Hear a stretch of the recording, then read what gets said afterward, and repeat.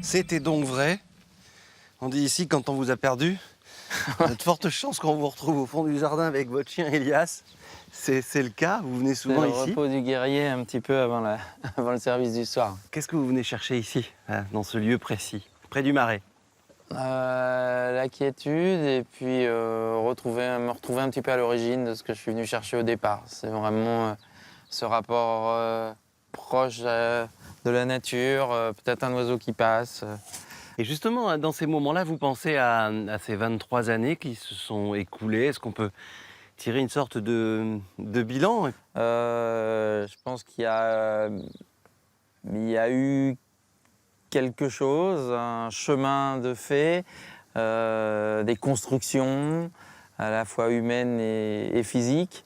Et aujourd'hui, il y a une réalité, c'est-à-dire que la Mare aux Oiseaux est un endroit traversé par énormément de monde, dans lequel il se passe énormément de choses. Tous les jours est différent.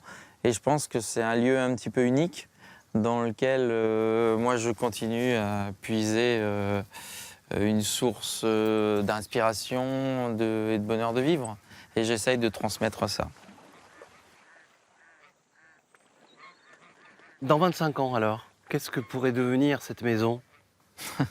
Qu'est-ce que vous aimeriez qu'elle devienne?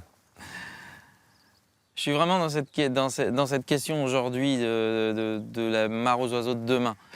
Ça fait déjà un peu plus de 23 ans que je suis ici. Je pense que j'ai fait un petit peu le tour de la maison. Et aujourd'hui, ce que j'aimerais peut-être, c'est laisser cette maison de côté, tout en m'en occupant toujours, hein, pas de quiproquo là-dessus, mais trouver peut-être une voie un peu plus personnelle pour que le créateur que je suis puisse, lui, s'exprimer peut-être dans d'autres arts, peut-être l'écriture, la peinture, la sculpture, la photo, toutes ces choses que je suis obligé de laisser de côté parce que j'ai pas le temps de m'en occuper tout simplement avec mes affaires qui me prennent beaucoup de ma personne. Et ça pourrait se passer loin de la Brière? J'ai aujourd'hui un endroit dans le monde que j'aime bien. C'est l'Afrique du Sud et c'est Cape Town.